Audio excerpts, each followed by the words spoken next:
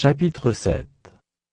La parole de l'Éternel me fut adressée, en ces mots. Et toi, fils de l'homme, ainsi parle le Seigneur, l'Éternel, sur le pays d'Israël. Voici la fin. La fin vient sur les quatre extrémités du pays. Maintenant la fin vient sur toi, j'enverrai ma colère contre toi, je te jugerai selon tes voies, je te chargerai de toutes tes abominations.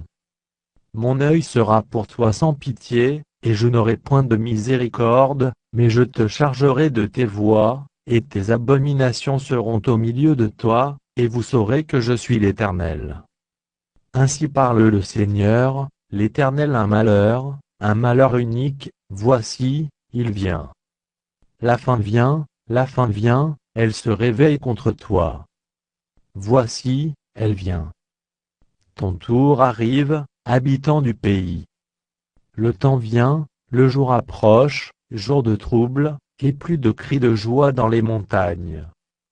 Maintenant je vais bientôt répandre ma fureur sur toi, assouvir sur toi ma colère, je te jugerai selon tes voies, je te chargerai de toutes tes abominations.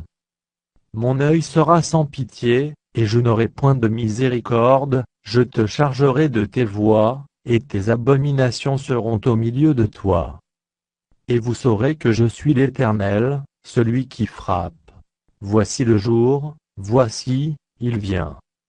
Le tour arrive. La verge fleurit. L'orgueil s'épanouit. La violence s'élève, pour servir de verge à la méchanceté. Plus rien d'eux, de leur foule bruyante, de leur multitude. On ne se lamente pas sur eux. Le temps vient, le jour approche. Que l'acheteur ne se réjouisse pas, que le vendeur ne s'afflige pas. Car la colère éclate contre toute leur multitude.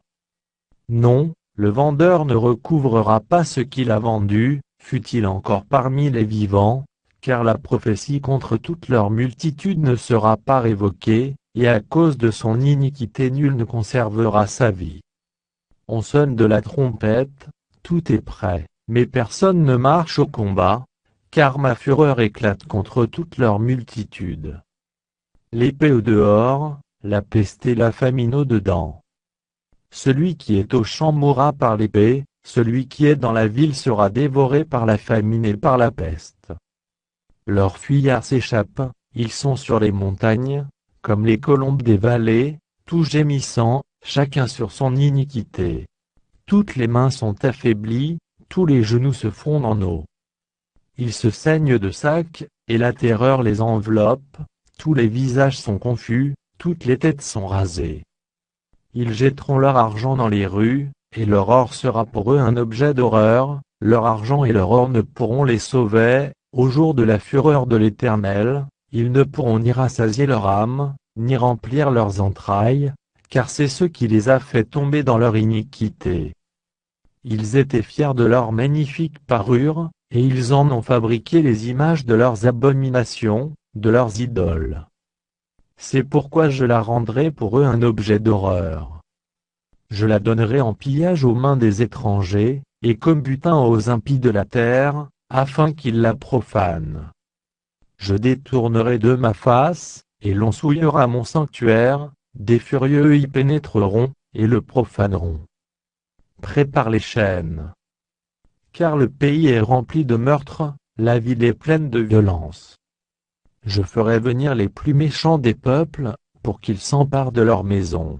Je mettrai fin à l'orgueil des puissants, et leurs sanctuaires seront profanés. La ruine vient. Ils cherchent le salut, et point de salut.